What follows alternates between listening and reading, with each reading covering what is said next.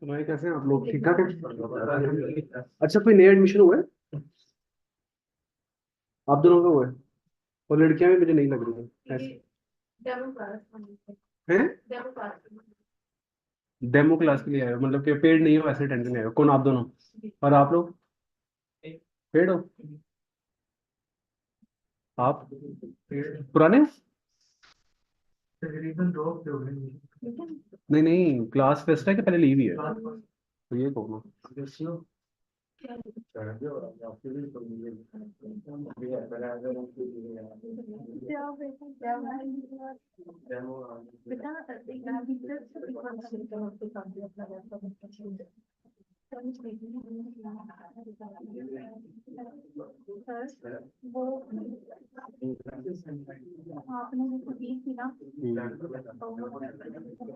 ये मेरे ख्याल से टेबल से बनवानी बन जाएगी। पिक्चर नहीं, ये जो पैराग्राफ आगे गया है ना, इसको आगे नहीं लिखना। नहीं, डिफरेंट है। सबसे ऊपर जो पैराग्राफ है ना, सबसे ऊपर आओ। ये पैराग्राफ आगे नहीं जाना चाहिए। यहाँ पे ना तो ये कैसे होगा? वो उधर से नीचे आ जाए। मैंने कहा टेबल से करना इसको, टी डी के अंदर। हुआ है आप में से किसी का? आपका हुआ? और आप? तो ये हुआ था टेबल से किया? नहीं, आपने तो सी एस एस से करना था ना।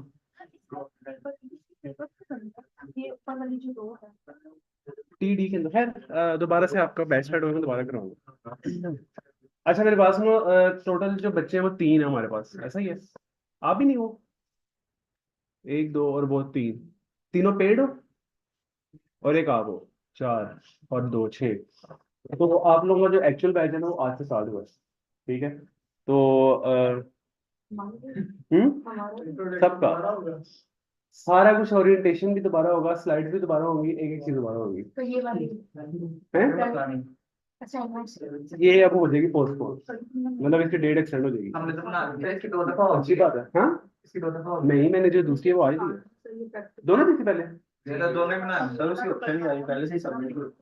अच्छा, ये जो नए नए बच्चे आए ना, ये बैच बेसिकली स्टार्ट हो गया हुआ था कोई 2-3 वीक्स पहले का। तो आज इसको रीलॉन्च किया गया, यानी कि एक्चुअल बैच आज से स्टार्ट हुआ। तो हम लोग ये करेंगे कि एचटीएमएल का लेक्चर ना आज कल और परसों 3 दिन में एचटीएमएल खत्म कर देंगे, फिर नेक्स्ट वीक से सीएसएस स्टार्ट होगी। ठीक है? क्योंकि यार उनको भी साल लेके चलना। आप लोग थोड़ा सा अपने बारे में बता दो। आईटी बैकग्राउंड के हो आप लोग या नॉन आईटी हो? बिल्कुल। क्या करते हो आप? सबसे पहले आप बताओ क्या करते हो। हाँ जी, इस बारे में बताओ। मेरा नाम अरहम है। अरहम? यस, अरहम उस्मान। मैं पाकिस्तान से हूँ। अच्छा। और इतना स्ट्रॉन्ग आईटी बैकग्राउंड नहीं है। ठीक है। मैंने आईसीएस। अच्छा। और अभी तक आईसीएस के बाद कुछ नहीं किया? क्या कब का किया वैसे? अभी रिसेंट। अभी मतलब ठीक हो गया तो गैप तो ले लिया? बस अच्छा। ठीक है, बैठ आप। बैठे बैठे इधर हो, खड़े ना हो। मेरा नाम अजमत अली है। अजमत? अच्छा। नारंग मंडी से बिलोंग करता हूँ। नारंग मंडी? जी। अच्छा। तो मैंने बीकॉम किया हुआ है। कंप्लीट है बीकॉम? जी। कब किया? 2017। 17 में? तो उसके बाद क्या किया? उसके बाद एप्लीकेशन की होगी। मतलब इस फील्ड में फर्स्ट टाइम आए हो? ठीक हो गया। आप? असवद? भगवानपुर? अल्लाह हो रही है ना, मतलब हो सही हो रहा है। अच्छा, सी एस डिग्री कर रहे हो अभी? कहाँ से? वर्चुअल से, ऑनलाइन ही है? अच्छा। और आपका क्या नाम है? दाऊद शेखपुरा से हो? कहाँ से पढ़े हो? जीसीएस, ये जो फेज 5 में? ठीक। हाँ, वही 8 के पास है। ठीक है, जबरदस्त। आप दोनों कोई कजन शेड दोनों जो साथ बैठे हो? बिल्कुल नहीं, लग भी नहीं रहे। लेकिन वैसे मैं क्या पूछ लेता हूँ। दोनों की दाढ़ी है ना? अच्छा, आप दोनों क्या करती हो? आप बता दो। मेरा नाम सुधा है और मैं बीएससी कर रही हूँ। कहाँ से? एनसीबीए। एनसीबीए? ठीक है। अच्छा, अब एनसीबीए की लगती नहीं है वैसे? बस एक वजह है, बाद में कहूँगा। अच्छा, कौन सा सेमेस्टर है? एनसीबीए वही है, फीस सेंटर के साथ वाली? ओके ओके ओके, ठीक है। मैं कोई और नहीं समझा था। और आप क्या करती हो? Same class fellow? ठीक है। अच्छा, आप लोगों को मैंने बताया कि ये वाली कोर बैच हमारा शुरू हो गया है। तो आप लोगों के लिए मुझे दोबारा से ओरिएंटेशन देना पड़ेगा। बट जो हम लोगों ने लास्ट टाइम किया था ना ओरिएंटेशन में, सिर्फ ओरिएंटेशन, बट आज सिर्फ ओरिएंटेशन ही होगा, आज ओरिएंटेशन के थोड़ा सा पढ़ेंगे भी, ठीक है, थोड़ी सी एस्टिमेट करेंगे। तो जो पुराने हो अच्छा रिवीजन हो जाएगी, और जो नए हो जिसके जरा कॉन्सेप्ट जरा वीक है वो जरा रिवाइज हो जाएंगे, ठीक है, तो उसके लिए बेहतर है। तो लेकिन मैं ये 2-3 लेक्चर में एचटीएमएल खत्म कर दूंगा, मतलब हमने लास्ट में 4 में लेके गए थे, ये 5 में, ये हम 3 में ही करेंगे एचटीएमएल, ठीक है। फिर सीएसएस, क्योंकि ये बिल्कुल नॉन आईटीज है, तो इनके लिए फिर थोड़ा सा वो, फिर अगर हमने सीएसएस स्टार्ट के लिए उनको फिर आगे पूरा बैच कुछ समझ नहीं आनी, पूरा 6 महीने, ठीक है, तो उन बेचारों को कोई फायदा कर लेते। अच्छा, आप में से 6 मंथ से कौन है? ये जो 5 नए आए हो, नहीं नहीं, जो पुराने हैं, आप तो 6 मंथ से हो, और आप? मैं तो कौन था? और आप 6 के हो? मुझे पता है यार, तेरा तो पता नहीं। अच्छा ठीक है, वही ना, 6 मंथ वो बेचारों का भी खराब हो जाएगा, तो अच्छा इससे थोड़ा सा एस्टिमेट को बता देते हैं।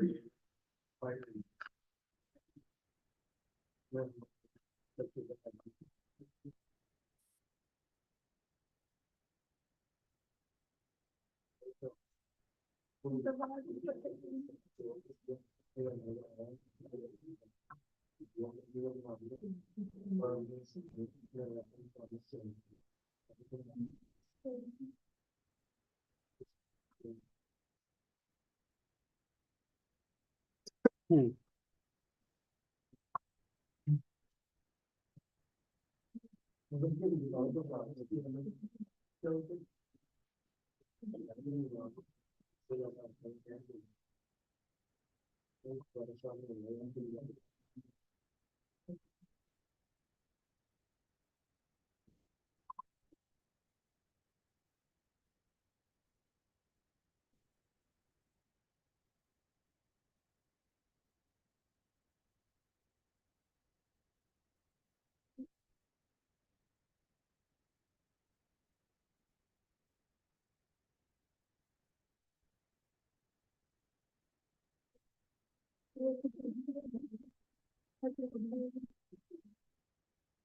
यार वो तो मेरा काम था, तो ये तो कुछ ज्यादा नहीं, सेकंड है और सेकंड ये और सबसे सामने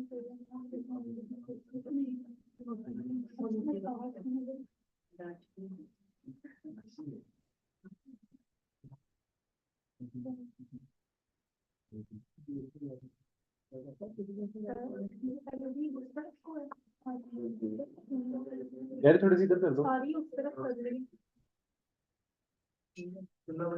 ये नीचे से ये ट्रॉली पूरी खींच ले इस तरह। हाँ बस काफी है ब्रो। अच्छा अच्छा। अच्छा, आप लोगों के ना कोर्स में इंटायर, तो ये जरा बातें ना करना, उनको करवाने जाना। आप लोगों के कोर्स में इंटायर 2.5 मंथ, 6 मंथ और 1 ईयर, 1 ईयर में कोई है नया? नया नया न्यू बच्चों में कोई नहीं है। 3 में डिवाइड हो रहा है कोर्स आपका, 2.5 मंथ में, 6 मंथ में और 1 ईयर में। 2.5 मंथ भी फुल स्टैक डेवलपर है, 6 मंथ भी फुल स्टैक वेब है, और 1 ईयर भी फुल स्टैक वेब है।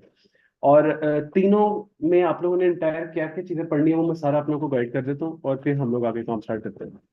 तो सबसे पहले आप लोगों ने इस कोर्स में स्टार्ट करना है, हम लोग का जो एजेंडा है वो है फुल स्टैक डेवलपर, ठीक है। फुल स्टैक में हम लोग के पास तीनों चीजें, फुल स्टैक का मतलब है कि एक बंदा पूरी वेबसाइट बनाता है, फ्रंट एंड भी बनाता है, बैक एंड भी बनाता है, डेटाबेस से भी काम करता है, और आप लोगों ने ये फुल स्टैक सीख के जाना है यहाँ से, ठीक है। आप लोगों ने सारा काम करना है, फ्रंट एंड भी खुद बनाना है, बैक एंड भी और डेटाबेस से भी। तो काम हम लोग फ्रंट एंड से स्टार्ट करेंगे। फ्रंट एंड क्या होता है? फ्रंट एंड आप लोगों का जो कि वेबसाइट का व्यू होता है, जो नजर आ रहा होता है, ठीक है, जो फेसबुक जैसे नजर आ रही है, व्हाट्सएप नजर आ रहा है देखने में, वो फ्रंट एंड होता है। और बैक एंड होता है जहाँ पे सारे का सारा डाटा स्टोर हो रहा होता है, टेबल्स जहाँ पे बने होते हैं डेटाबेस में। तो बैकएंड एक टूल होता है जो कि फ्रंट एंड का डाटा पकड़ के डेटाबेस में सेव कर रहा होता है। डायरेक्ट डाटा फ्रंट एंड से कभी भी डेटाबेस में सेव नहीं होता, अगर होता भी है तो वो डमी डाटा होता है टेस्टिंग के लिए। बट इंडस्ट्री लेवल पे फ्रंट एंड का डाटा कभी भी डेटाबेस में सेव नहीं होता डायरेक्ट। तो बैकएंड एक एक हेल्पर है जो कि फ्रंट एंड का डाटा डेटाबेस में फेंकता है, ठीक है। तो बैकएंड आप लोगों की फंक्शनलिटीज, जो मेजर बैकएंड की फंक्शनलिटीज हैं, वो आप लोगों की यूज होती हैं बैकएंड में, जो डेटाबेस की फंक्शनलिटी है, ठीक है। तो इसमें अब आप लोगों ने कहाँ से काम स्टार्ट करना है? एचटीएमएल से। एचटीएमएल का 5 वर्जन पढ़ेंगे। तो एचटीएमएल क्या होता है हम लोगों का? हाइपर टेक्स्ट मार्कअप लैंग्वेज, ठीक है। ये बेसिकली लैंग्वेज है।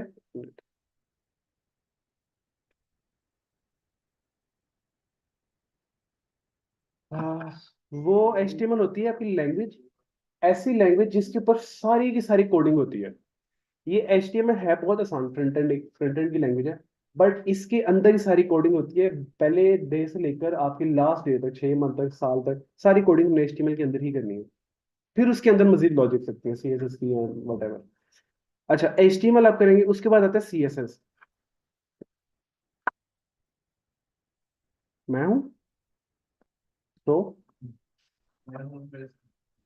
मुझे यही लग रहा है। उसके बाद आपकी आती है CSS। अच्छा, HTML जो होती है ना, वेबसाइट जब भी आप बनाना स्टार्ट करते हैं तो वेबसाइट एक ढांचे में बनती है, बेसिकली डायरेक्ट एक बहुत ही प्यारे व्यू में नहीं बन जाती कि बड़ा अच्छा CSS स्टाइलिंग हुई हुई है या इमेजेस लगी हुई है, सेंटर में टेक्स्ट आया हुआ है। जैसे आप लोग यही देख लो PNB की वेबसाइट।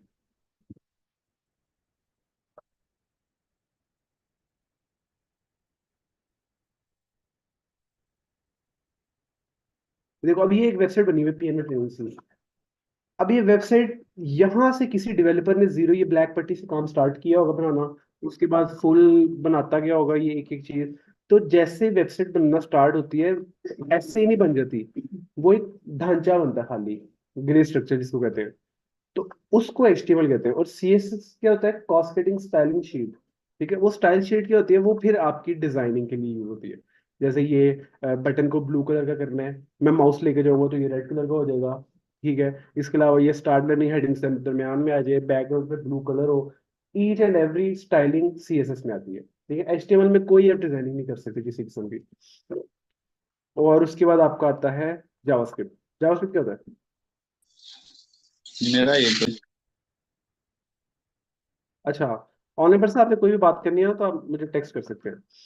अच्छा, जावास्क्रिप्ट वालों की होती है ऐसी लैंग्वेज जो कि वेबसाइट का बिहेवियर डिस्क्राइब करती है, जो कि एप्लीकेशंस जिसके ऊपर बनती हैं। जो HTML CSS है, वो सिर्फ एक एक स्टैटिक टेम्पलेट है जिसको आप चेंज नहीं कर सकते, जिसको आप देख सकते हो बस। ठीक है, यानी कि मैं यहाँ पे इस टेम्पलेट को बस देख सकता हूं, मैं कुछ कर नहीं सकता, ये HTML CSS है। बट अगर मैं इस बटन को क्लिक करूं और वो लोड करके फिर आगे किसी पेज पे चला जाए, ये फंक्शनैलिटी है, ये बिहेवियर बता रहा है एप्लीकेशन। और 100% जावास्क्रिप्ट ही आप लोगों की चलेगी आगे, क्योंकि जावास्क्रिप्ट के बगैर कुछ भी नहीं है कोडिंग, ये ध्यान में रखना। जावास्क्रिप्ट मुश्किल भी है।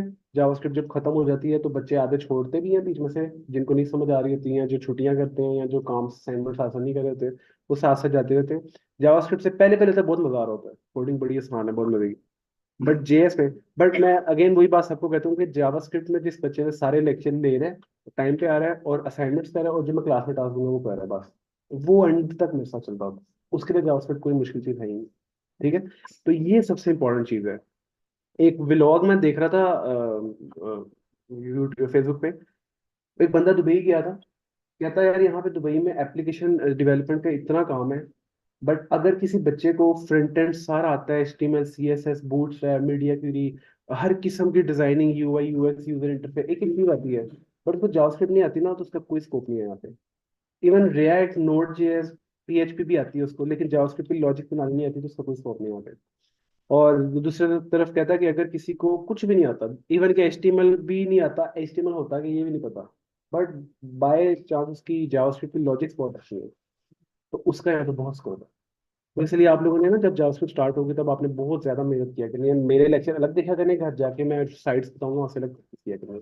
ठीक है, बस 1 मंथ बाद आपकी स्टार्ट होगी। ठीक है, तो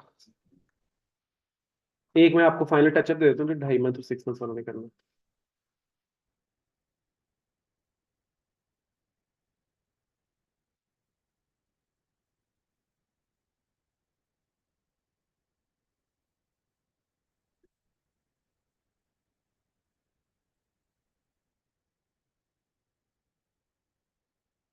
ओके,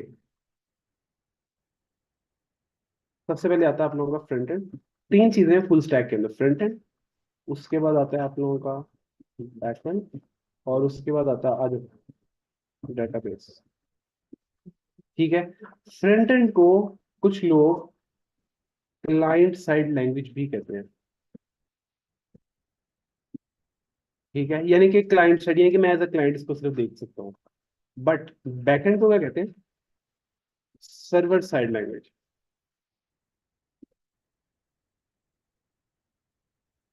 बैकएंड तो सर्वर, क्योंकि सारा बैकएंड का मतलब ये है कि जो आपका सर्वर नहीं होता जिसके ऊपर सारे का सारा लोड हुआ होता है उसको बैकएंड कहते हैं। सारी लैंग्वेज ये वो रीड कर रहा होता है आपका सर्वर। और डेटाबेस को हम लोग डीबीए भी कहते हैं। ठीक है। अच्छा जी, अब ये मैं सबसे पहले लिख रहा हूँ 2.5 मंथ्स वालों में क्या क्या देख करना है।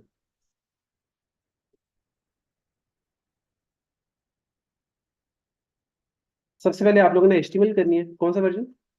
5। ठीक है। उसके बाद आप लोगों ने सीएसएस करना है। फिर आप लोगों ने मीडिया क्वेरी करना है। फिर आप लोगों ने बूटस्ट्रैप करना है। बूटस्ट्रैप।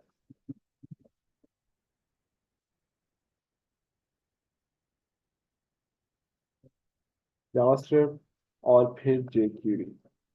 यहाँ तक आप लोगों ने फ्रंट, ये जो काम है हम लोग का यहाँ तक, ये सिर्फ मजे वाला काम है, डिजाइनिंग है। ठीक है, ये काम तक आप लोगों को अच्छा लगेगा। और एक्चुअल काम हम लोग की जो बैच का मकसद है ना फुल स्टैक बनाने का, वो यहाँ से स्टार्ट होगा और फिर एंड तक चलता रहेगा डीबीए तक। ठीक है। तो ये वो बच्चे हैं जिन्होंने 2.5 में ये सारा फ्रंट एंड का पार्ट करना है। ठीक है। और हर फ्रंट एंड का बैक एंड भी होता है। तो इस फ्रंट एंड का जो बैक एंड होगा वो कौन सा होगा? PHP Lara. और इसके साथ जो डेटाबेस यूज होगी, डेटाबेस दुनिया में कितनी है वाला? दो डेटाबेस है, एसक्यूएल और नो एसक्यूएल बस। तो आप लोग जो 6 मंथ्स वाले हैं वो दोनों डेटाबेसेस पढ़ेंगे।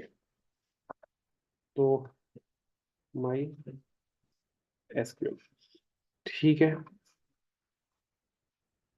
अभी मैं फर्क बताता हूँ मजीद। अच्छा, ये जब कर लेंगे तो फिर हम लोग 2.5 मंथ वालों को विदा कर देंगे। फिर आ जाएंगे 6 मंथ्स वाले।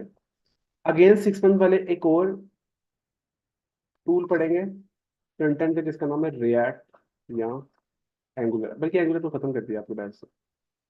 तो और इस फ्रंट एंड के साथ, अच्छा हर फ्रंट एंड का ना अपना अपना बैक एंड है।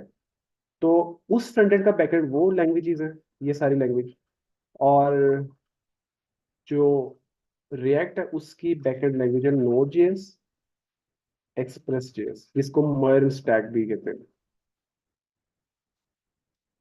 और इसके साथ जो आप लोगों ने डेटाबेस पढ़नी है, दुनिया की सबसे ज्यादा फास्ट डेटाबेस और जो इस टाइम चली जा रही है, नो एसक्यूएल। नो एसक्यूएल में आपके पास आएगा, और नहीं जेंगो कहाँ से आ गया, मोंगोडीबी। ठीक है। ये 6 मंथ्स वाला में करना है, समझिए। अब फर्क क्या है 2.5 मंथ वालों में और 6 मंथ वालों में? क्या 2.5 मंथ वालों ने खाली फ्रंट एंड पढ़ना, बैक एंड नहीं पढ़ना? फर्क ये है कि जो 2.5 मंथ वाले बच्चे पढ़ रहे हैं ना, वो थोड़ा सा, मैं डिग्रेड नहीं करूंगा, बट थोड़ा सा आउटडेटेड हो गया होगा। आउटडेटेड का मतलब ये नहीं, लेकिन ये जो चीज है ये तो चलती रहेगी ना, ये तो यही चीज आगे भी यूज होनी है। बट ये जो डेटाबेस है कम यूज होती है, वो इसीलिए ये डेटाबेस स्लो है बहुत ज्यादा। ये डेटाबेस पता कब यूज होती थी? जब हम लोग 9th 10th में थे और रिजल्ट आ रहा होता था, और रिजल्ट के टाइम पे हम नेट पे सर्च करते थे, रोल नंबर लिखा, एंटर किया, और फिर वो घूमता आ रहता था, घूमता आ रहता था। याद है 9th में? अभी वो याद है ना, क्योंकि वो सरकारी वेबसाइट्स हैं, वो लोग माई एसक्यूएल डेटाबेस को यूज करते हैं। हमारा आपको पता है रिजल्ट सारा एसक्यूएल, ये गवर्नमेंट की वेबसाइट के पास रिजल्ट सारा पड़ा होता है, और हम डिस्पैच करके वो फेच करके सारा लेके आ रहे होते हैं, अपना अपना जिसका जो रोल नंबर है। तो एसक्यूएल इस वजह से डिले करता है, क्योंकि एसक्यूएल में टेबल्स बने होते हैं डेटाबेस में, और टेबल्स में करोड़ों डाटा होता है। अब फर्ज करो किसी बच्चे का डाटा कोई कोई 7 करोड़ वाला नंबर पे पड़ा हुआ है, तो जब हम रोल नंबर लेके सर्च करते हैं ना, तो उसको डाटा वो बैकएंड लैंग्वेज फेच करके लाती है, उसको बहुत टाइम लग जाता है, इस वजह से वो लोड करता रहता है। बट इसीलिए ये जरा आउटडेटेड है। बट कॉर्पोरेट सेक्टर में यूज हो रही है, और इवन मैं भी यही यूज करूँ माई एसक्यूएल। ठीक है। मैं नोड जेएस एक्सप्रेस के साथ जो डेटाबेस यूज करूँ वो ये यूज करूँ, क्योंकि मैं असल में सॉफ्टवेयर हाउस में नहीं काम करता, मैं कॉर्पोरेट एक कंट्रोल सिस्टम की कंपनी है वहां पे काम करता हूँ, वहां पे मैं एप्लीकेशन इंजीनियर हूँ। उधर हम लोगों को ये ठेका मिला हुआ है इसका। तो वो वेबसाइट स्लो भी होता चल जाती है, वो उनका मसला नहीं होता। ओके। और ये पीएचपी लारावेल, पीएचपी लारा वाला आप लोगों की बैकएंड लैंग्वेज है, इसमें पीएचपी तकरीबन खत्म हो गई हुई है, क्योंकि पीएचपी ना 2013-14 में बहुत पीक पर थी। तो पीएचपी में एक टाइम पे कोड इतना ज्यादा होने लगे कि डिवेलपर कोड लिख लिख के ही थक जाता था। मतलब कि हर चीज का कोड 50 से ऊपर लाइन का होता था। तो पीएचपी ने क्या किया, मार्केट में अपना फ्रेमवर्क लगा दिया लारावल। ये बहुत चल रहा है, ये बहुत पीक पे है इस टाइम। और लारावल की जो सैलरीज है वो ये मंथ टैग से ज्यादा है। ये ये वाला पार्ट है जो 6.1 में करना है, इससे ज्यादा लारावल की सैलरी है। यानी कि लारावल का एक्सपीरियंस डेवलपर अगर 4 लाख रुपए ले रहा है, तो ये 3-3.5 लाख रुपए ले रहा होगा। तो ये पीएचपी ने अपना फ्रेमवर्क निकाल दिया लारावल। इसमें क्या था जी, जो पीएचपी में काम 100 लाइन पे हो रहा था ना, लारावल ने बिल्ट इन क्लासेस और फंक्शन निकाल के वही काम 5 लाइनों में कर दिया। तो लारावल थोड़ी सी अच्छी पीक पे आ गई थी, और अब चल रही है लारावल। तो पीएचपी बेसिकली खत्म हो गई है। फिर आप लोग कहोगे यार कोर्स में क्यों है पीएचपी? क्योंकि पीएचपी पेरेंट है, लारावल उसका चाइल्ड है। पीएचपी का जब तक सिंटेक्स नहीं समझोगे आप लोग, तब तक लारावल नहीं कर सकते हम लोग। ठीक है। तो पीएचपी मैं आप लोग को कराऊंगा, 1-2 लेक्चर तो लाजमी कराऊंगा, उसके बाद फिर हम साथ ही लारावल मूव करेंगे। ठीक है। ये आप लोगों की बैकएंड लैंग्वेज है। टफ है थोड़ी सी लारावल, बट पैसा भी तो फिर इसी चीज का ही है ना। ठीक है। तो ये आप लोगों की सारी फ्रंट एंड है। उसके बाद अच्छा ये थोड़ा सा डिस्क्राइब कर देना, ये क्या है। एचटीएमएल हमने बता दिया क्या है, सीएसएस बता दिया। मीडिया क्वेरी क्या है, किस लिए होती है भला यूज? Responsible query. देखो आपको पता है कि एक वेबसाइट, यहाँ पे शायद मीडिया क्वेरी का डिस्कस नहीं है। एक वेबसाइट जब बनती है ना, वो फिर दुनिया में इतनी ज्यादा स्क्रीन हैं, मोबाइल की स्क्रीन, लैपटॉप की स्क्रीन, टैब की स्क्रीन, बड़ी बड़ी स्क्रीन, ये वाली स्क्रीन, हर हर स्क्रीन पर चलनी चाहिए वेबसाइट। नोट किया कभी ये चीज? उसके लिए फिर मीडिया क्वेरी यूज होती है। मीडिया क्वेरी हर स्क्रीन के हिसाब से रिस्पॉन्सिव करती है वेबसाइट को।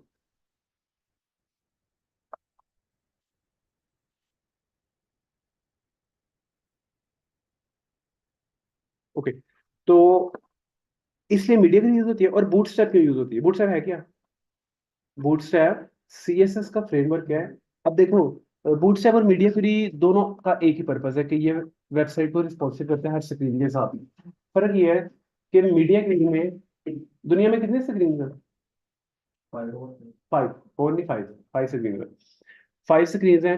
कौन सी? एक्सएल, एलजी, यानी कि extra large, medium, large, small, extra small, ये 5 स्क्रीन है। अब मसला ये है कि मीडिया क्वेरी में ना एक बहुत बड़ा रोल है कि हर कोड 5 दफा लिखना पड़ता है। यानी कि अगर तो यार वेट कर लेते हैं, आसान हो रही है।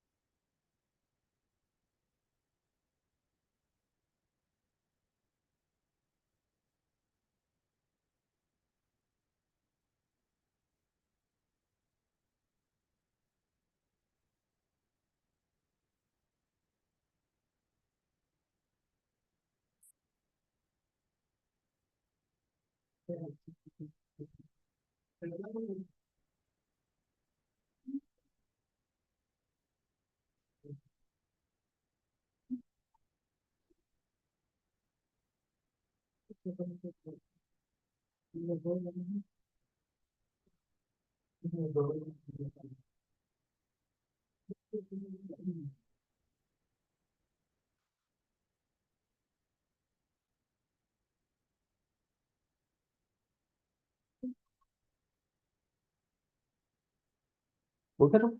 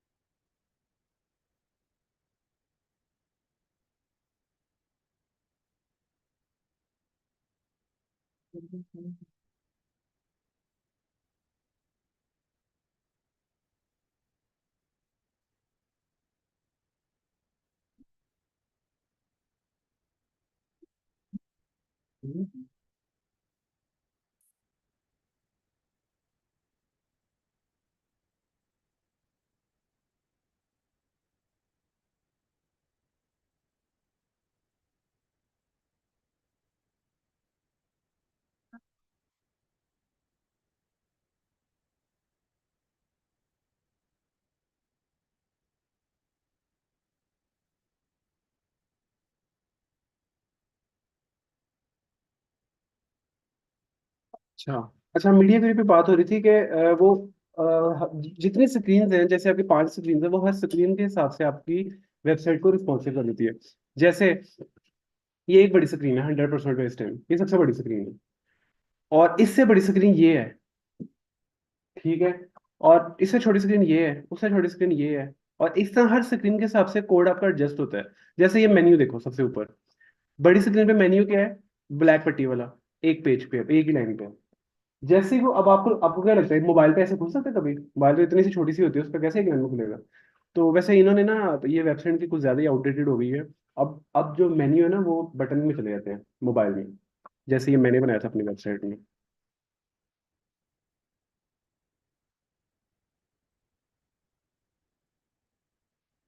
ये देखें, ये ऊपर मेन्यू आ रहा है। ये छोटी स्क्रीन पे स्ट्रेट मेन्यू। जैसे ही मैं बड़ी स्क्रीन पे गया हूँ, ये बटन आ गया, ये बटन, ये देखिए, ये बटन यहाँ पे आ गया, इसको क्लिक किया, वही मेन्यू सारे इसमें आ गए। अब ये चीजें चलती हैं। ये वो वेबसाइट काफी ज्यादा आउटडेटेड हो गई है। तो ये चीजें ना हर स्क्रीन के हिसाब से रिस्पॉन्सिव करना, ये मीडिया क्यूरी का काम है। और ये कोड मुझे, जैसे मैंने मेन्यू को लिखा है, आपको पता है ये कोड सारा मैंने मीडिया क्यूरी से किया है, क्योंकि क्लाइंट ने स्ट्रिक्टली कहा था बूटस्ट्रैप या कोई भी ऐसी चीज यूज नहीं करनी, सिर्फ सीएसएस मीडिया क्यूरी यूज करो। तो अब मैंने ये एक मेन्यू को 5 दफा लिखा था total, copy paste copy paste copy paste, हर स्क्रीन के हिसाब से। तो बूटस्ट्रैप क्या करता है? बूटस्ट्रैप ये कहता है कि आपका जो कोड है वो सारे का सारा ऑटो रिस्पॉन्सिव कर देता है। एक ही दफा लिखना है, हर सेकंड के साथ रिस्पॉन्सिव। यानी कि अगर एक कोड मैंने 5 दफा लिखा है, तो बूटस्ट्रैप में वो एक कोड एक ही दफा लिखा जाएगा। इस हिसाब से आपको क्या लगता है, ये जो मेन्यू है ये वाला, ये कोड टोटल सीएसएस मिला के होगा, आई थिंक मेरा था ये कोड कोई 200 लाइन का था शायद, टोटल सीएसएस मिला के। 5 दफा लिखा तो 800 लाइन पे चला गया, 1000 लाइन पे। तो बूट स्ट्रैप में यही कोड आपका गिन के 30-35 लाइन पे चल जाएगा बस, तो 1000 लाइन का कोड 30 लाइन पे आ गया। तो इसलिए बूट स्ट्रैप इस चीज के लिए यूज होती है। ठीक है, दोनों चीजें हम लोग करेंगे। जावास्क्रिप्ट मैंने आपको बता दिया, बिहेवियर डिस्क्राइब करता है वेबसाइट पे जितनी फंक्शनलिटी वाला काम है। और जे क्यूरी क्या होती है? जे क्यूरी जावास्क्रिप्ट क्यूरी, पूरा नाम है जावास्क्रिप्ट क्यूरी। जावास्क्रिप्ट के अंदर भी कुछ चीजें हैं जिसमें कोड बहुत लेंथी होता है। तो जे क्यूरी जावास्क्रिप्ट की लाइब्रेरी उसने लॉन्च की थी कि ये कोड मेरे अंदर काफी चीजें बनी नहीं पड़ी हुई है, क्लासेस, एज अ क्लासेस वो यूज करते हैं। जैसे जावास्क्रिप्ट में ना वैलिडेशन वगैरह, या फिर पेज को रीलोड करने वाला कोड काफी लंबा है जावास्क्रिप्ट में, है कोई 25-30 लाइन पे है। तो जेक्यू में इसका सिर्फ एक छोटा सा फंक्शन बना हुआ है, बना मैं फंक्शन यूज करो, वही 30 लाइनों का कोड एक लाइन पे आ गया। तो कोडिंग इस तरह ना आहिस्ता आहिस्ता होती जा रही है, इजी होती जा रही है। ठीक है, तो ये भी चीज हम यूज करेंगे। तो ये आप लोगों का पूरा फ्रंट एंड है, और इसका बैकएंड मैंने बता दिया आप लोगों को, और ये डेटाबेस। अब ये 2.5 मंथ वालों ने कर लिया, तो मुझे एक बात बताओ, एक चीज हमने 2.5 मंथ वालों ने पूरा फ्रंट एंड कर लिया है, अगेन जो 6 मंथ्स वाले हैं दोबारा से फ्रंट एंड स्टार्ट करेंगे। हमने तो हालांकि फ्रंट एंड कर लिया हुआ है, तो क्या जरूरत है फिर से एक और फ्रंट एंड करी जा रहे हैं? क्योंकि जो 6 मंथ्स वाले हैं उन्होंने ये नहीं करना HTML CSS, ये तो करेंगे ही करेंगे। बट वो लैंग्वेज यूज करें जो इस टाइम पूरी दुनिया में सबसे टॉप पर जा रही है, रिएक्ट। और ये मेरी फेवरेट लैंग्वेज है। रिएक्ट लैंग्वेज से अच्छी लैंग्वेज अभी तक कोई नहीं लिख ली है, तकरीबन 2018-17 के बाद से अब तक। आगे भी कोई चांसेस नहीं है। एक निकल है नेक्स्ट, ये इसकी इसी का फ्रेमवर्क है नेक्स्ट ईयर, बट वो यही चीज है। तो और उसका backend node JS, express JS. Node JS एक ऐसा बैकएंड का प्लेटफॉर्म है जिसके ऊपर आपकी सारी सोशल मीडिया एप्लीकेशन बनी हुई है। जैसे ये यूट्यूब, ये सारी का यूट्यूब का जो हम इस पर लाइव है, बैकएंड सारा नोड जेएस का है। अमेजोन, इंस्टाग्राम, दराज, फाइवर, और भी जितनी सोशल मीडिया ऐप्स हैं सबका बैकएंड नोड जेएस से बना हुआ है। और मोंगोडीबी, ये मोंगोडीबी को हटा दो वैसे। नो एसक्यूएल, नो एसक्यूएल क्यों फास्ट है? नो एसक्यूएल में फर्क ये है, आपको पता है कि अगर अगर फर्ज करो, आपको पता है फेसबुक भी ये नो एसक्यूएल यूज करती है। पहले फेसबुक एसक्यूएल यूज करती थी। पहले क्या मतलब है, अगर आप लोग चले 2010, 11, 12 में, तो फेसबुक अगर किसी ने चलानी थी ना, तो वो लैपटॉप या कंप्यूटर ऑन करता था, ईमेल आईडी पासवर्ड लगाया, एंटर किया, फिर फेसबुक एंजॉय की, चला गया। अब हर बंदा क्या करता है, सुबह उठते से मोबाइल में फेसबुक यूज करता है ना? इवन मैं भी यही करता हूँ। तो 2012 से लेकर अब 22-23 में, 10 साल पहले फेसबुक के यूजर बहुत कम थे। फेसबुक के क्या, पूरी सोशल ऐप के यूजर्स कम थे। अब यूजर, मैं कहता हूँ 100 टाइम्स ज्यादा हो गए, है ना? तो उस टाइम, उस वेबसाइट या उस डेटाबेस को आज के यूजर यूज कर रहे होते तो फेसबुक चलती ना, हैंग हो जाती। जितनी इमेज है, इमेज ही लोड होती रहती है उसकी। तो नो एसक्यूएल लोड नहीं करती, नो एसक्यूएल स्लो नहीं होती। जो डाटाबेस नोएसक्यूएल में जितना डाटा आएगा वो विद इन नैनो सेकंड, आपका बेशक आपका डाटा लाखों करोड़ नंबर में पड़ा हो, तो वो फौरन आपका डाटा देना। फर्क क्या है? फर्क ये, जब मैं आपको पीएचपी स्टार्ट कराऊंगा ना, तो मैं आपको प्रैक्टिकल ग्राफ फर्क बताऊंगा कि एसक्यूएल नो एसक्यूएल में फर्क क्या है, और ये क्यों तेज और वो क्यों स्लो है। ठीक है? तो ये, तो जो 6 मंथ्स वाले हैं वो उस थीम पे काम कर रहे हैं, जो कि बहुत ज्यादा एडवांस है, और कभी खत्म ना होने वाली लैंग्वेज है। ठीक है? जैसे पीएचपी खत्म हो गई है। और दूसरा ये सबसे इम्पोर्टेंट, इस फील्ड की जो इंटर्नशिप मिलती है ना, वो भी पेड मिलती है, इसकी पेड नहीं मिलती। पीएचपी की इंटर्नशिप 80% पेड नहीं मिलती। मैंने भी पीएचपी में इंटर्नशिप अनपेड ही की थी। मैंने तो खैर 8-9 मंथ्स तक इंटर्नशिप्स अनपेड की थी। एक इंटर्नशिप खत्म होती थी, अगली में चले जाते थे, अगली खत्म होती थी, उससे अगली में चले जाते थे, जब तक जॉब नहीं मिलती थी इंटर्नशिप पर ही जाते थे, अनपेड करते थे। अब तो खैर ये कोर्सेज आ गए हुए हैं और इंस्टीट्यूट आ गए हुए हैं जो कि आप लोगों को इजी ट्रेनिंग देते हैं, और आप लोग साथ ही जॉब पे लग गए थे 6 महीने बाद। तब इस तरह नहीं था। और ये जो है ना, ये फील्ड की इंटर्नशिप पेड हमेशा मिलती है, अनपेड कोई अगर कोई दे भी तो बड़े कोई थका हुआ सॉफ्टवेयर होगा।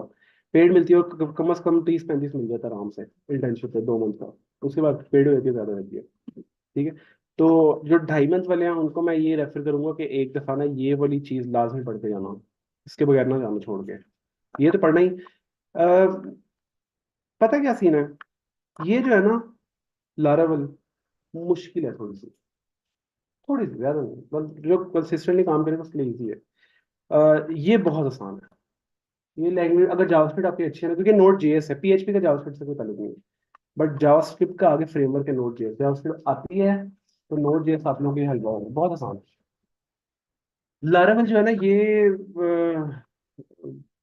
लिटिल बिट टफ, मुझे टफ लगती है। बट मेरे कुछ स्टूडेंट्स एक दो थे जो कहते थे नहीं हमें लारावल ज्यादा अच्छी लगी है, वो आसान है, छोटा इजी है। उनको नोड जेएस मुश्किल लगी थी, लेकिन मैक्सिमम 95% सबको नोड जेएस आसान लगती है। तो इसीलिए ना 6 मंथ तक आप लाजमी करना। उसके बाद जो 1 ईयर वाले हैं वो, उनका एक कोर्स है जो कि मैं तो नहीं कराऊंगा, पाइथन। पाइथन के अलग से इंस्ट्रक्टर हैं, क्योंकि 6 मंथ्स के बाद ना, जो 1 ईयर के हैं ना, 6 मंथ के बाद आपको 1 या 1.5 मंथ की वो छुट्टियां मिलती है, उसके बाद फिर आपका दोबारा बैच सेमेस्टर 2 स्टार्ट होता है। और पाइथन का जो फ्रेमवर्क आप लोग पढ़ोगे वो पढ़ोगे जेंगो, बहुत चल रहा है, बहुत अच्छा फ्रेमवर्क है। मैंने स्टार्ट किया था सीखना फिर, लेकिन मेरे पास टाइम नहीं था। और दूसरा इसका एक और है ROR, बहुत अच्छा फ्रेमवर्क है ये भी, रोल्स एंड रूबी।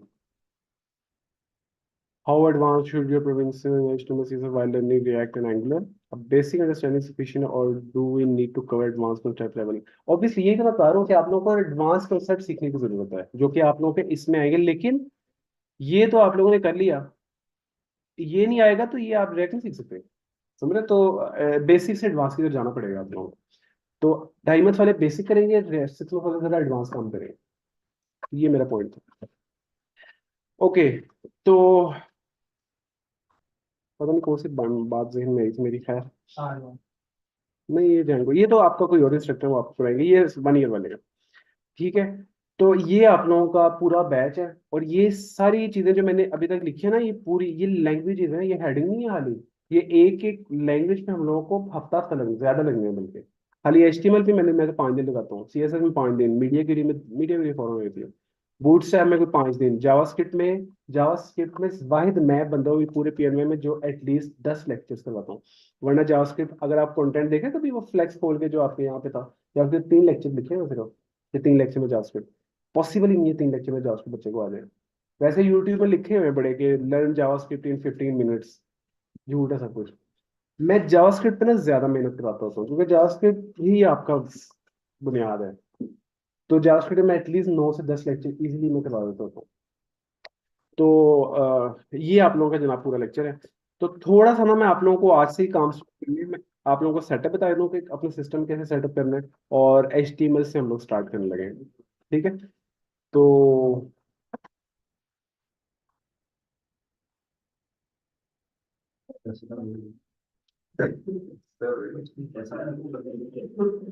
और दूसरा ना आप लोग जो न्यू आए हो, हम लोग एक गूगल पे हमने क्लासरूम बनाई हुई है, ठीक है, शायद सुना हो आपने classroom.google.com का।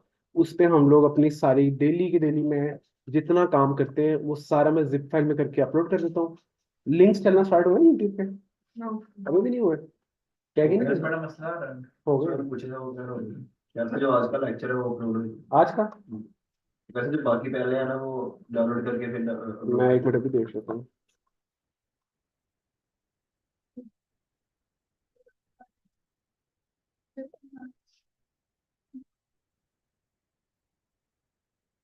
चल रहा है आज का। आज के लेक्चर आप लोगों को चल रहा है यूट्यूब पे। चलो अच्छा हो गया। सही है ना, आज से आपका बैच है, सही वाला आज से स्टार्ट हुआ है। ओके। तो क्लासरूम में मैं आप लोगों को सारा ये सेंड किया करूंगा, रिकॉर्डिंग लिंक भी क्लासरूम में सेंड किया करूंगा। असाइनमेंट्स आपकी वीकली एक हुआ करेगी, वो क्लासरूम में सेंड किया करूंगा, और एक डोमेन पूरा फ्रंट एंड खत्म होगा तो एक क्विज हुआ करेगा, तो 4 क्विज होंगे आपके बैच के। तो ये पूरा करके उसके बाद प्रोजेक्ट होगा आप लोगों का। प्रोजेक्ट आप लोगों ने मुझे सेंड करना होगा, वो मैं आपको गाइड करूंगा इन फ्यूचर। तो टोटल मिला के ये पूरी आपकी असाइनमेंट, क्विज, क्लास असेसमेंट और प्रोजेक्ट, ये चारों के मिला के एक फाइल मिलेगी, एंड पे वो फाइल जमा होगी, देन आप लोगों को सर्टिफिकेट मिलेंगे। ठीक है। तो हाँ जी, आज स्टूडेंट नहीं हुए हैं। नाइट एजेंट है भी नाम है बच्चों के।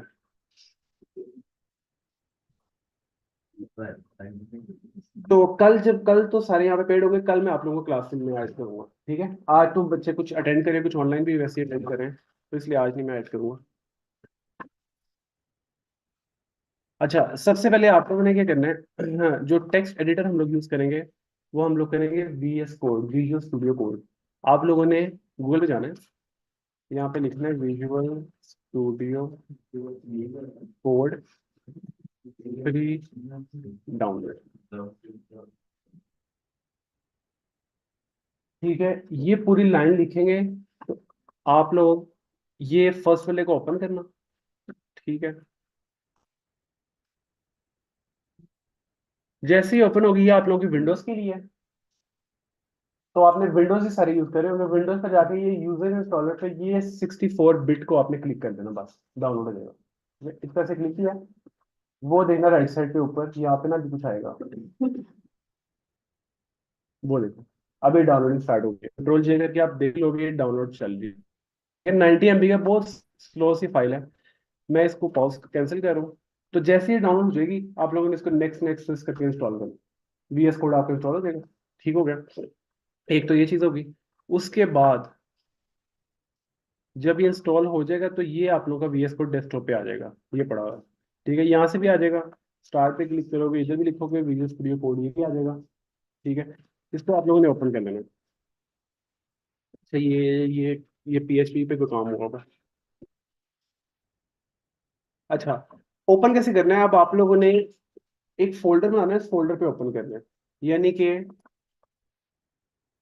अच्छा, ये लेक्चर क्या डिलीट कर दूं, क्योंकि हमने तो नहीं काम इससे, चलो पड़े रहने दो।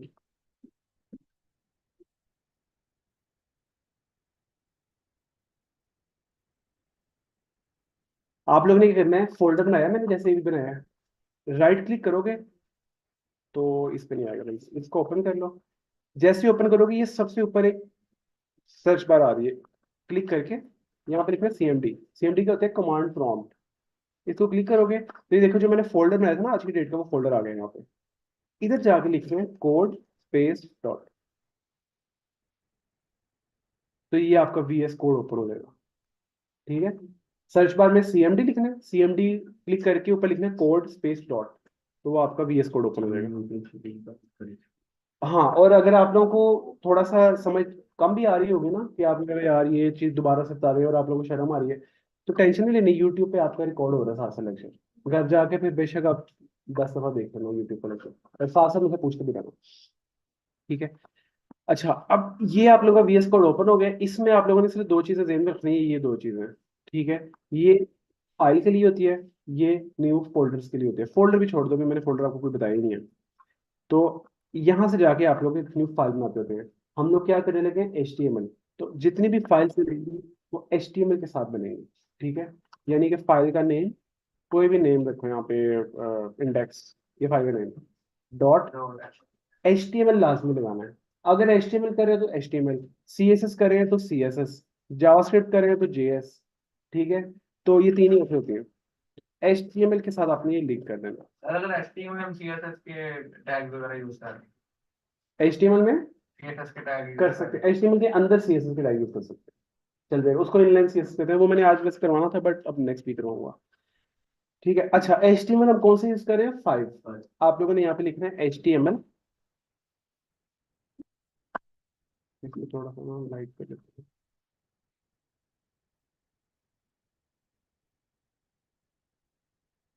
HTML और ये 5 आ रहा है। अगर ये आप यूज करोगे ना, ये HTML 4 है, 4 पे नहीं हमने काम करना। ठीक है, हमने 5 पे काम करना। HTML, ये नीचे जैसे क्लिक करोगे तो ये एक ढांचा बना देगा हमें। ये बेसिकली HTML 5 का ढांचा है। इसमें जो चीज समझने वाली ना वो ये है, इसमें दो चीजें बल्कि आपको टैग्स बताने पड़ेंगे, टैग्स क्या होते हैं।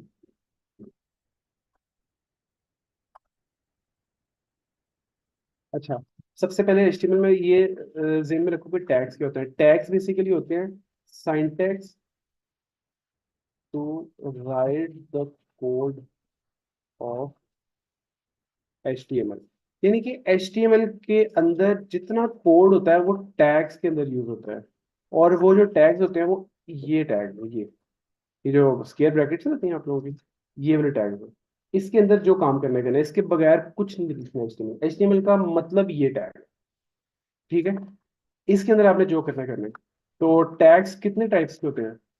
Two types, two types tag होते हैं। पेयर और अनपेयर्ड। हाँ,